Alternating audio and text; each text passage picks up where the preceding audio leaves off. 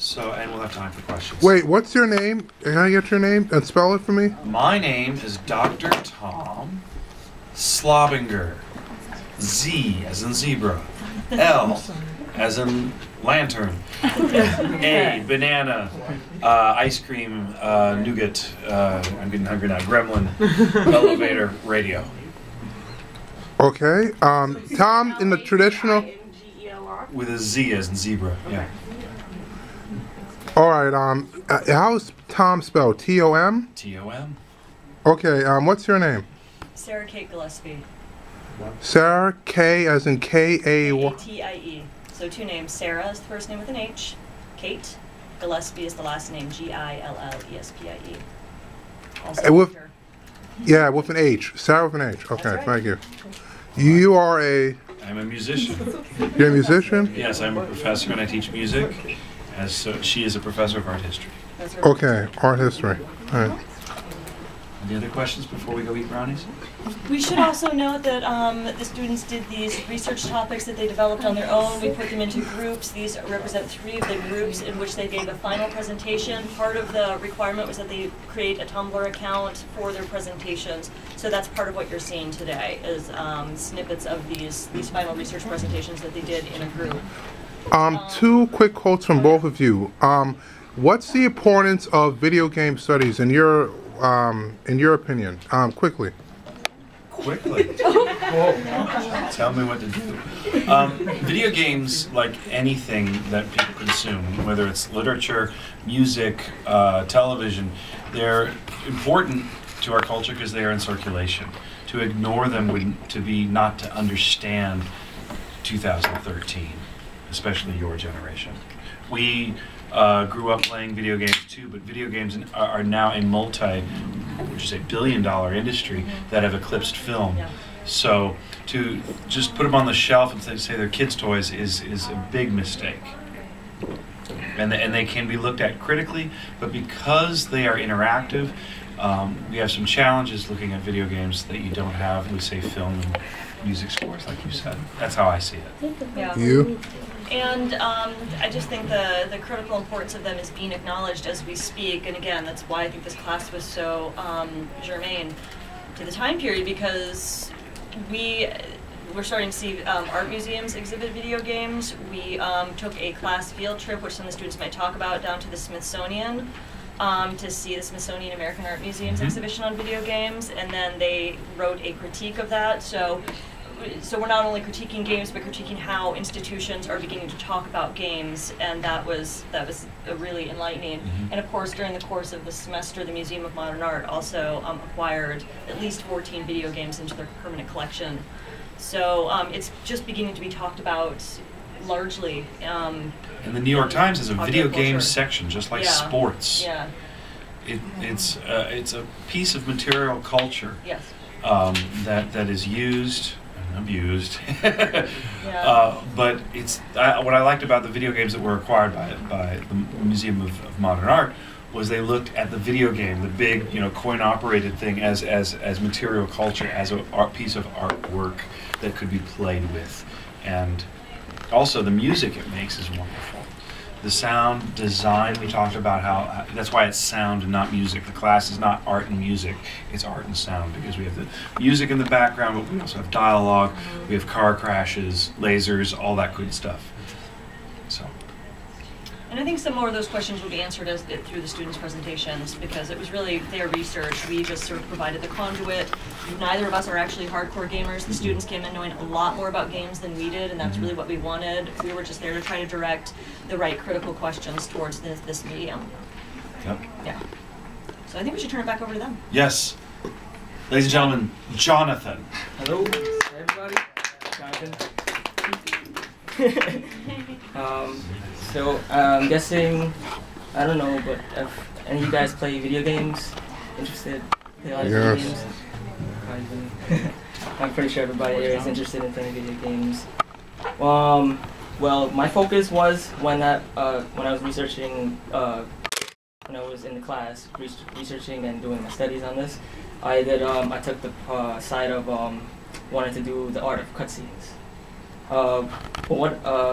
if you guys don't know what a cutscene is a game, is a non-interactive portion of a game where You have dialogue. basically where there's dialogue in the cutscene where you're not interacting with the game, we're just watching like a movie or dialogue with people interacting with you, but you're not necessarily playing a game, but you're watching the characters develop and talk, and as you know, the story unfolds, you see different little twists or things that might surprise you, and that's what the most of the cutscenes are for progression throughout the game. And basically, what I did for my presentation was was basically on a game was a game called Catherine. Catherine is basically a game where you play as this guy, totally forgot his name, but yeah, Vincent, who's going out with this girl named Catherine with a K, and as you progress through the game, you either you're forced to make choices, and either if you want to be on the good side or the bad side, which is he falls.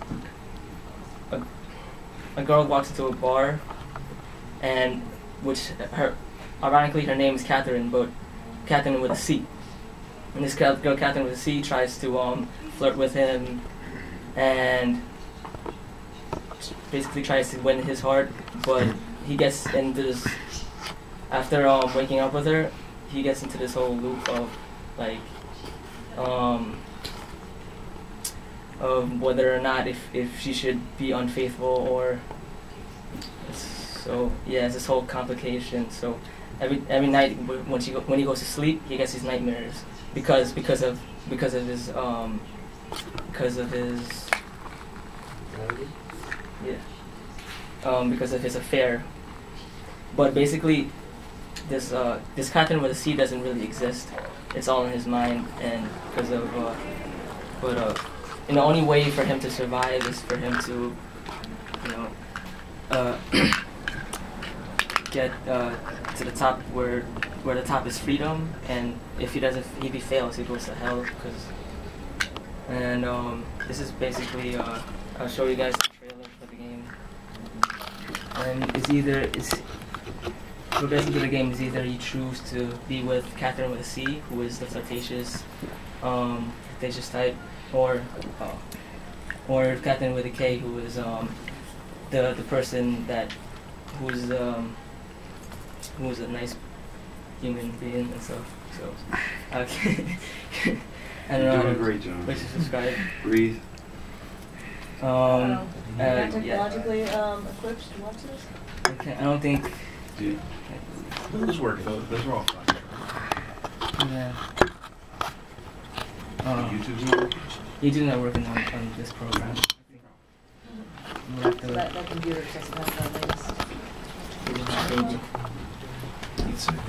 Where was your YouTube file? Let's see if we need a password to do this. Why is it taking forever? No, we don't. I don't think we want to bother downloading somebody. Well, what's your other option? One of us. New trailer. Okay. Alright, no, we don't have to do the trailer, we'll just continue. Well, basically, he has his friends to back him up, and his friends try to pull him together, try to make him decide whether or not he should fall in love with Catherine with a C, which is in reality a person that he could be with, but this person with this other Catherine with a K, who doesn't truly exist, basically. And throughout the way, you get into these nightmares, and you're forced to make a choice whether or not to be either faithful or unfaithful. Can we hear the audio? There's no audio. Do we not get speakers? Hi there. Yes, obviously we weren't allowed to come into the room earlier because the other session went long, so we couldn't check the chat. Yeah. Sorry. Here we go. Sorry if it's too loud on the word. Oh, wait. put it all the way up on the computer. Okay. Now try it. Yeah, it's playing. Is that what it's supposed to sound like? No.